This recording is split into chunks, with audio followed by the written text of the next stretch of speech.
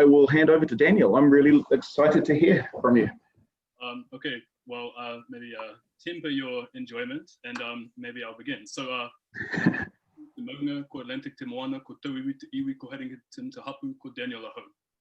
name is Daniel Badenhorst. I hail from Cape Town, South Africa, and I'm coming to you all via Zoom, sitting in Tamaki Makaurau on Ngāti Whātua Ōrake's land. So that's me, and I'm, without further ado, and for lack of time, just gonna get straight into my presentation. I will get my screen share up, if you would just bear with me for a moment while we switch PowerPoint presentations. All right, it's loading. Cool, so that should be there in hopefully a few seconds. Cool, so thought I'd start with some nice pictures for everyone, which is always a good way to start a talk. And let CLR James kind of proclaim my intentions for me. So first of all, I'm a Marxist and I'm going to deal with Fanon as a political person. So when worrying over the problem of opening my talk today, I decided that for lack of creativity, I would start by citing the opening of Cedric Robinson's now notorious essay, The Appropriation of Frantz Fanon, published in 1993. The essay opens thus: Frantz Fanon died on, reportedly, the 6th of December. His death has inspired claims and counterclaims to his legacy. Some detractors, indeed, in the name of dogma or even less attractive causes, have sought substantially to diminish his political history and contributions. And our problem remains the same today. The reasons for the situation are numerous, and I unfortunately do not have nearly enough time to elaborate them all, but I believe that they remain largely similar to the ones that Robinson listed at the time.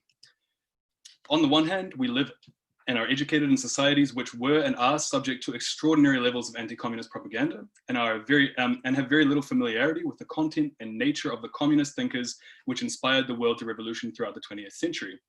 On the other hand, I, along with Robinson, believe that there are academic incentives for denouncing radical political theory, in particular Marxism.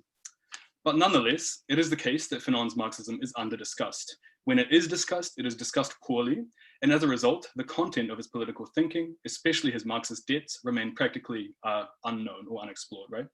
The purpose of my talk today is thus to uncover some of these debts and to show that Fanon's intellectual ancestors are theorists and revolutionaries who are indissociable from the tradition of Marxism, which in turn should lead us to question how legitimate our contemporary distantiation of Fanon from Marxism truly is.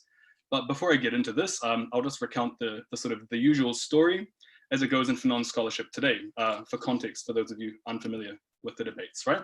So in The Wretched of the Earth, Fanon writes that a Marxist analyst should always be slightly stretched when it comes to addressing the colonial issue. The entire debate about Fanon's politics and his commitment to Marxism must be considered a contestation over the interpretation of this sentence, right? As philosophy tends to be, if philosophy is footnotes to Plato, then all of this Fanon literature today is just footnotes to this one sentence, right? So what does it mean to stretch something? For some, this has meant that Marxism needs to be responsive to its context, a statement that I'm sure that all Marxists of all stripes would agree with, right? For others, it means that Marxism was in need of supplementation. Sorry, I'm stumbling over myself.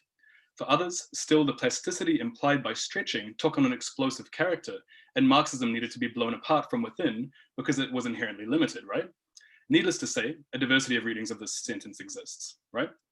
The reading that predominates today sits somewhere between the second and third option, and it oscillates between them, sometimes based on theoretical tendency and often just for rhetorical flourish. You'll overemphasize something. But nonetheless, a serious interpretive claim is made in both accounts, which is Marxism is inherently limited. So what are its limits? So simply put, they are in its inability to account for racialization or colonization. Marxism is, as Rayland Rebecca, here pictured, argues, too narrow to conceive. So Marxism is too narrow to conceptually encompass Fanon's radical politics because it ignores the violence of racial colonialism, right? Additionally, Fanon is said to supplement Marxism's inherent limits on the questions of the peasantry, the lumpen proletariat, the national bourgeoisie or native bourgeoisie, and also on the primacy of the antagonistic contradiction between the colonizing and colonized population at the first stage of the struggle for independence. This is then the general list of points on which Fanon is said to depart with Marxism, or the reasons that he departs with Marxism. But is this really Fanon's position, right? So up until now, I've been telling you the usual story. can it seriously be maintained that Fanon's comment about stretching is to be read in the way that I've just described? I'm of the opinion that the only serious answer that a scholar can give is no, and that to do so is to ignore great swaths of evidence, the most crucial piece of which is the composition of Fanon's library, right? So I've got some pictures of the sort of contents of his library as it relates to Marxism. So as you can see, Fanon's library evidences an engagement with Marxism that is far from reducible to an engagement with the works of Marx or the literature of the French Communist Party.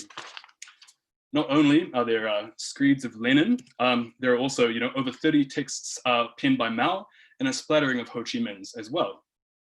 This goes to show that Fanon's study of Marxism was not reducible to the study of Marx, right? In fact, he studied remarkably few of Marx's texts. As you can see here, there's only a few, and then you see pages on pages of Mao. So Fanon's Marxism, his political influences, was a distinctly third world and anti-colonial Marxism. And noting this is crucial, for, as Vijay Prashad has recently noted, the leap over Lenin is a leap not only over the experience of the October Revolution, but it is a leap past the Marxism that then develops in the third world, a leap into abstract philosophy with little engagement with praxis and with a socialism that develops not in the advanced industrial states, but in the realm of necessity in the former colonized world from China to Cuba. In the outer reaches where revolutions have been successful, it is the anti-colonial Lenin that guides the way.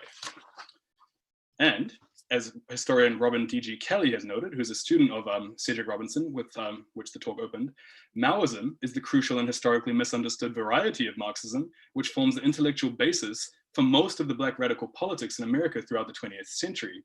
Moreover, Maoists are still some of the most active third world revolutionaries today, from India to the Philippines, right? So Fanon's library was composed of a teensy little bit of Marx, a lot of Lenin, and a whole heap of Mao. What can we learn from this? Well, we can learn first and foremost that for Fanon, Marxism did not mean primarily a European theory limited by an inherent Eurocentrism.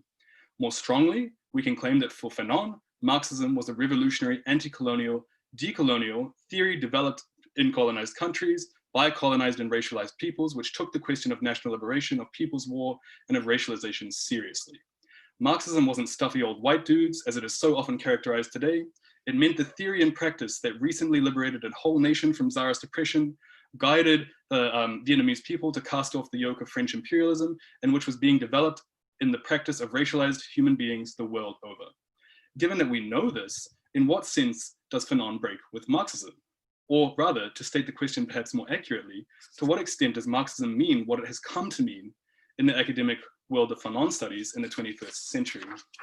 The short answer is that the image of Marxism, which Fanon is said to break with today, has absolutely no relation to what Marxism meant socially, politically, and culturally during Fanon's lifetime, and what he specifically understood by the term. So it ignores his life experience as well as the historical context. So Rebecca claimed that Fanon broke with Marxism because it didn't care about racial colonialism. But how could this be possible when Fanon was reading, annotating heavily, not only Lenin's imperialism book, but also the transcription of the Congress of the Second and Third Internationals, the former of which included Indian Marxist M.N. Roy's thesis on colonial policy and the national question, as well as Lenin's response to Roy?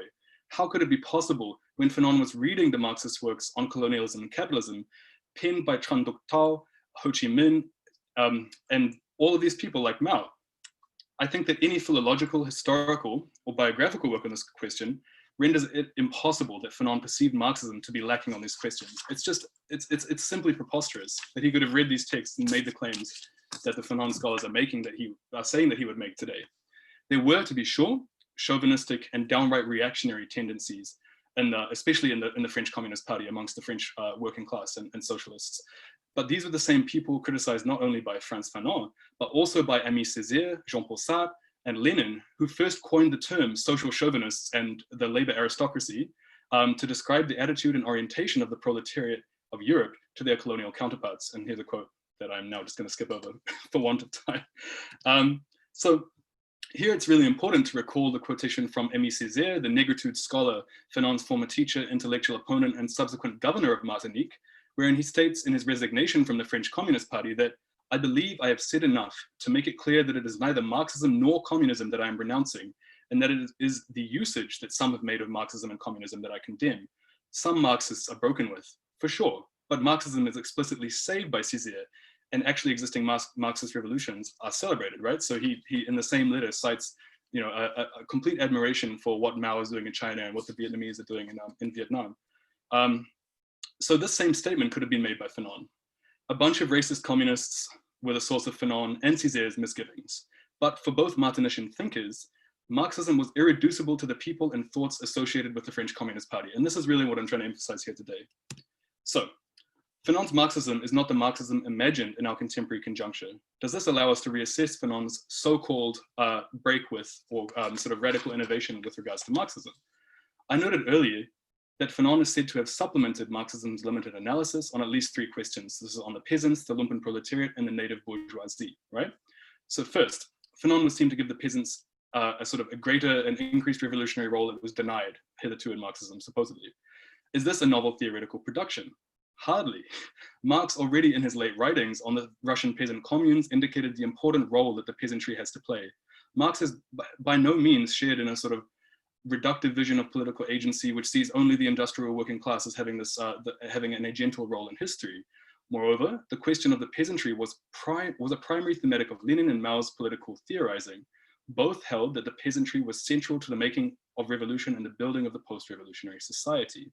In fact, despite Raylan Rebecca's suggestion that Fanon broke with a Eurocentric Marxism, he nevertheless is compelled by force of fact to admit that Fanon's writings on the peasants is directly indebted to Leninism on this question.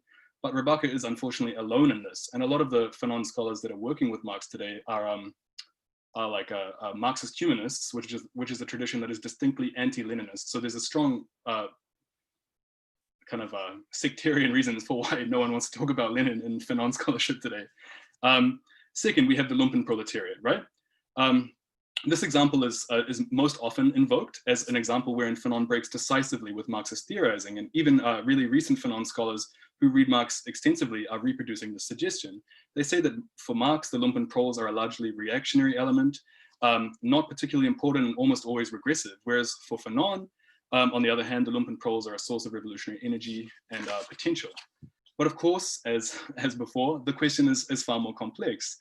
For both Lenin and Mao had seen the revolutionary potential of the lumpen proletariat, and Mao in particular had, in a gesture of absolute fidelity to his emphasis on the necessity of investigation before speech, and with absolute disregard for party dogma, which he called book worship, Mao had gone to different provinces to investigate the nature and political potential of the lumpen proletariat. So for Mao, it was a completely concrete question. There was nothing to do with dogma.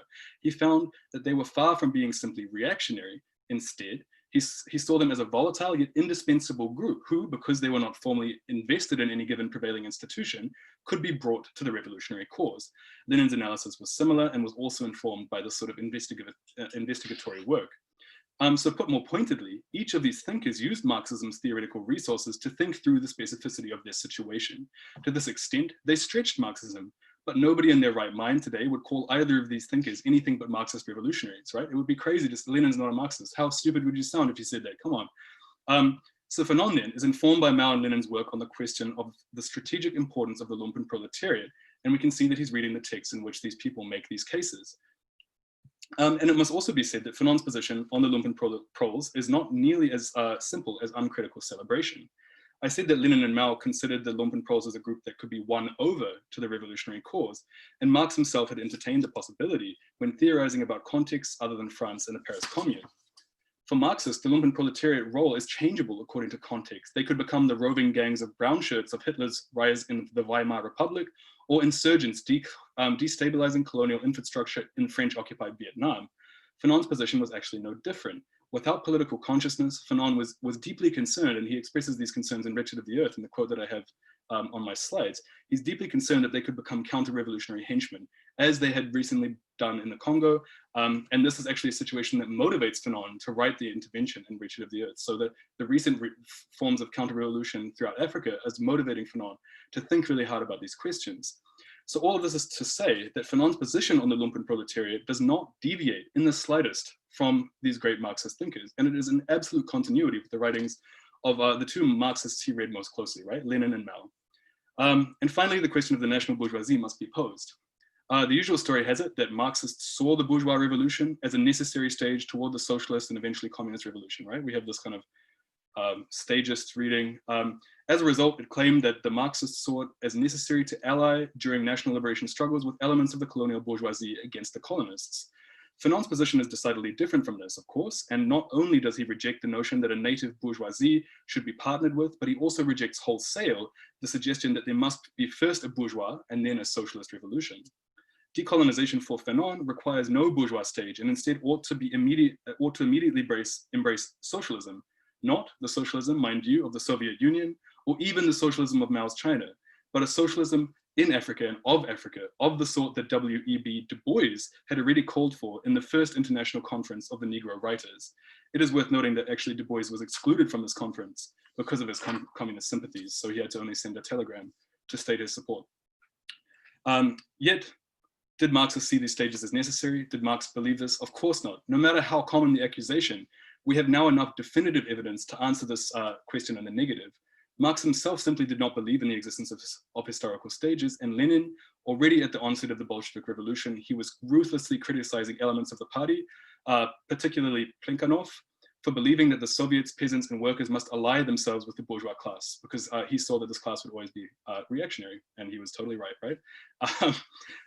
No, for Lenin, the stage could be bypassed entirely. And in the transcript of the Second International, to which I referred earlier, in which Fanon was heavily annotating, writing all over, taking notes on, there is the debate between Lenin and Indian communist M.N. Roy, where Roy presents a really strong and watertight criticism of the suggestion that you should ally with the native bourgeoisie. And Mao's position was, of course, quite similar. So on each question, Fanon's break, supplementation, or distantiation from Marxism has been called into question in this talk. What does this say about the nature of contemporary Fanon scholarship and the way in which Marxism is treated in particular? On the one hand, I believe it's a testament to the quickness with which academic and scholarly consensus emerges on particular subjects and the subsequent solidity that these interpretations enjoy by virtue of the ensuing citation and recitations of the caricatures that were produced and proliferated in the original work. That is, the truths about Fanon are made true by virtue of consensus. And so for this reason, I think that the polemic that Plato made all those thousands of years ago against the power of norms and demagoguery in Athens remains vital and relevant for all of us doing critical theory today. On the other hand, it evidences an absolute absence, particularly in the academy and the people working in Fanon scholarship in particular, of our own shared and radical histories. This means an ignorance of radical ideas, radical thinkers, and the content of these ideas, but it also means that lacking historical knowledge of, it also means that we lack historical knowledge of the real political, economic, and ideological conjunctures of the thinkers that came before us. And this allows us to all the more easily uncritically express our own intellectual biases and read them into the thinkers that we interpret. So the upshot of the talk is that Fanon does not break with Marxism, nor does he radically alter it. He applies it to think through the situation in Algeria, the situation in Martinique, and the situation in France. He was a student of Lenin and Mao, and as so many colonized people were, was inspired to do revolution by these thinkers in the 20th century. And that's me. Thank you.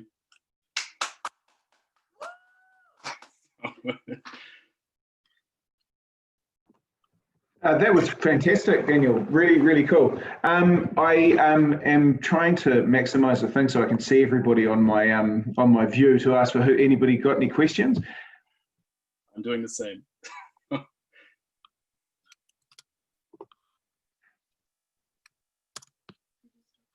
Okay, that looks like it works. So, does anybody have any questions for Daniel?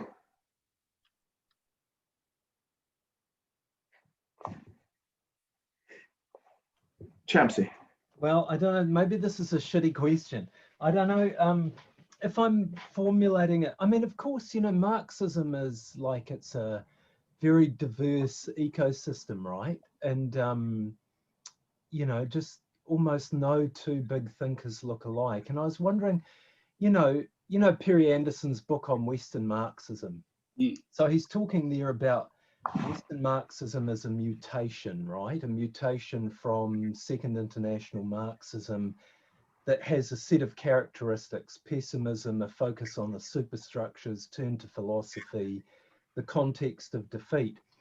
And I was wondering if you would think of Fanon as belonging to, along with a number of other thinkers maybe, in a specific type of Marxism, akin to Western Marxism, where we could talk about the coordinates of unity of that brings Fanon together with other thinkers. I wonder if you thought about that. Oh, yeah, no, thank you very much for the question. I think that it's definitely this, it's a sort of question that I'm currently trying to formulate and ask and answer myself at the time.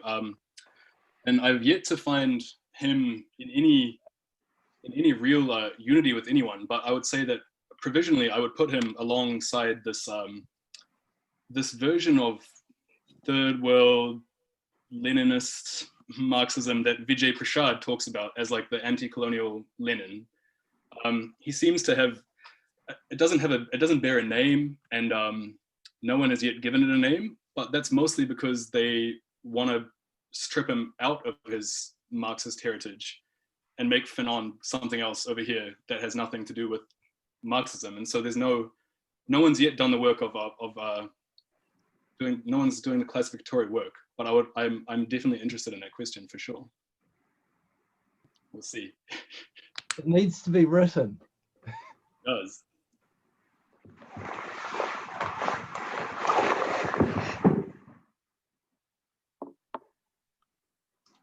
Anybody else got questions for Daniel?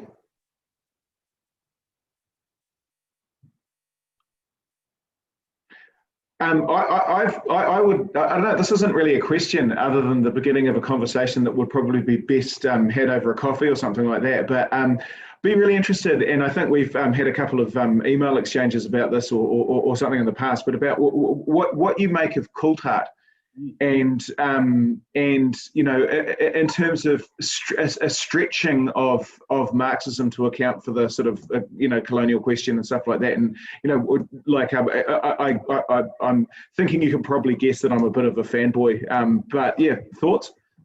Thoughts? That's extraordinarily open-ended, but yes. Like I said, beer or coffee, and maybe this isn't the forum. Oh, but a beer would be nice right now.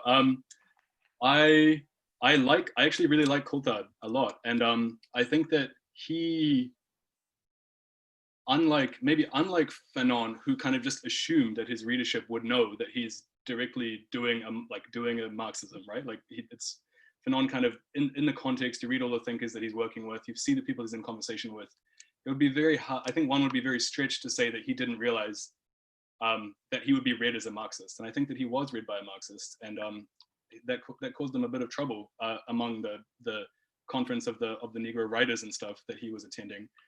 He always got a bit of pushback from people who did think that Marxism was just this Eurocentric thing. Coulthard's treatment of Marx, I think, is like really nuanced, and I think it's also gotten him in trouble with people working in the sort of indigenous studies sphere. It's meant that he sometimes gets a little bit marginalized in those conversations, because from the get-go in Red Skin, White Masks, he's like, yes, Marx is very important and we have to think about him. I think that I think that book's brilliant. I'm also a big fan. I don't know, I have nothing, I will never have anything mean to say about Coulthard. I think that he gets the stages thing a little bit like that. I think that's probably a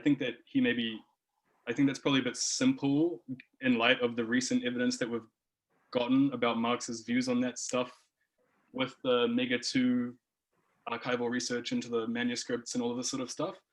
But and he had a lot of Marx was doing a lot of ethnographical work and doing like no, I love Coulthard, and I think what he's doing is really incredible and super in line. Like, I don't think anyone would claim that he's not a Marxist of some variety, right? Like, it would be hard pressed.